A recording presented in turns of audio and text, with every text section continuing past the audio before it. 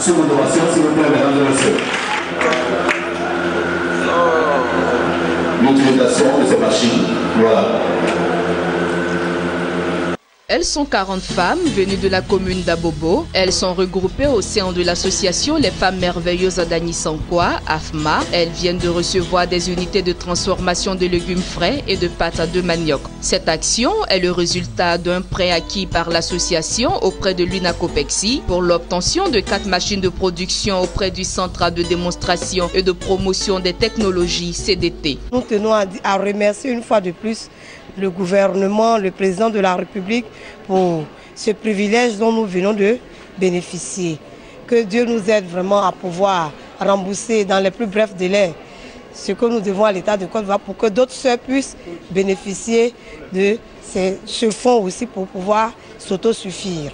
D'un coût global de 3 millions de francs CFA, la remise de ce matériel de transformation s'inscrit dans le cadre de la mise en œuvre de la politique gouvernementale en matière de l'emploi. Au sein du gouvernement, le ministère de l'Emploi et de la Protection sociale est chargé de l'emploi des personnes vulnérables, au rang desquelles les femmes, les personnes vivant avec un handicap et les personnes qui ont au-delà de 40 ans. Notre souhait, c'est d'accompagner ces différentes tranches de personnes dans ce qu'elles font. Le Centre de démonstration et de promotion des technologies CDT n'attend pas s'arrêter à la fourniture de ce matériel de production. Il compte se charger de dispenser une formation aux bénéficiaires pour une bonne utilisation des équipements qu'elles viennent de recevoir. Le cas pratique d'aujourd'hui, ce sont des femmes qui sont organisées il y a longtemps et qui cherchaient des activités génératrices de revenus qui allaient leur permettre d'impacter positivement leur activité. Et donc l'idée, c'est un plan d'accompagnement qui existe entre le CDT et la DGE au bénéfice de ces femmes. Plan d'accompagnement d'abord technique sur l'outil de production qui leur a été remis.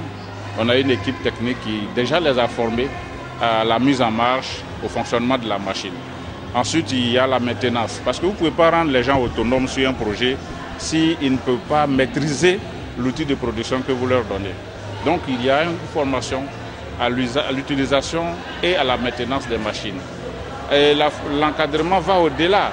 On va les aider à appréhender le marché, à connaître le marché, à identifier ensemble des circuits de distribution pour que l'idée atteigne l'objectif qui est le nôtre, c'est-à-dire un objectif d'autonomisation de ces femmes-là. Le Centre de démonstration et de promotion des technologies CDT est une plateforme de diffusion de technologies. Son rôle est d'informer, de sensibiliser, de conseiller, d'orienter et d'accompagner les populations ivoiriennes qui ont des idées de projets ou qui sont à la recherche d'idées de projets dans le secteur de la petite transformation. Le CDT a pour cible les jeunes diplômés ou non en quête d'emploi, les femmes, les associations, les groupements d'intérêts économiques, les coopératives agricoles et toute personne en quête d'activité génératrice de revenus.